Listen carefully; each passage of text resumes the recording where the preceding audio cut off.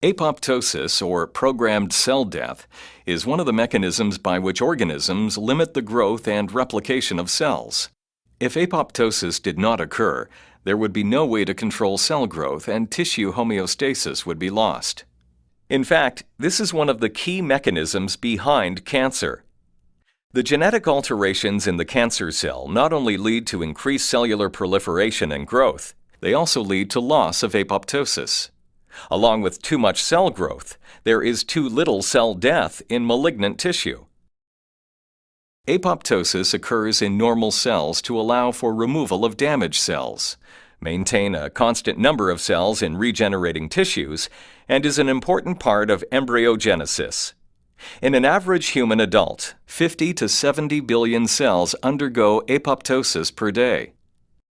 Apoptosis is characterized by changes such as cell shrinkage, mitochondrial cytochrome C release, fragmentation of cell DNA into multiples of 180 base pairs, and the ultimate breakage of cells into small apoptotic bodies, which will be cleared through phagocytosis.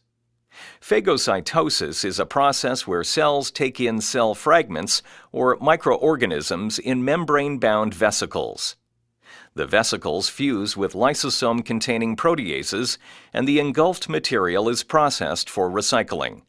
There are two pathways that can activate apoptosis.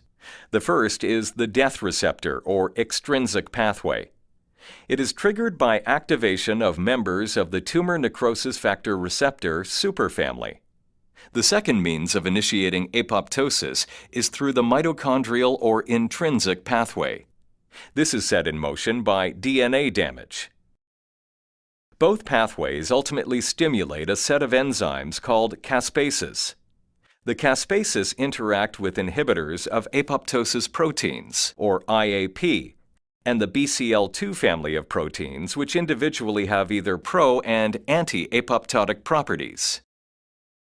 In some malignant cells, there is resistance to apoptosis due to overexpression of anti-apoptotic proteins. For example, survivin is an IAP that is found in many cancers and predicts for poor outcomes, and BCL2 is overexpressed in B-cell lymphomas as a result of the translocation of its gene. Conversely, deactivating mutations of a pro-apoptotic molecule like BAX is seen in some gastrointestinal tumors and leukemias. Anti-cancer agents have been developed targeting anti-apoptotic molecules. For instance, short segments of DNA complementary to the RNA of BCL2 or antisense oligonucleotides have been designed to reduce the translation of this anti-apoptosis protein. Activation of transcription factors can lead to apoptotic resistance.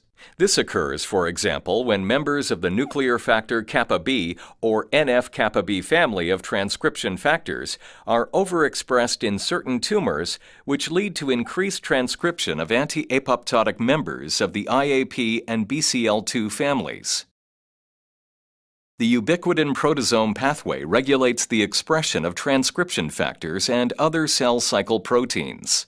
Certain molecules can suppress or reduce NF-kappa B and AP1 activation and inhibit tumor promotion.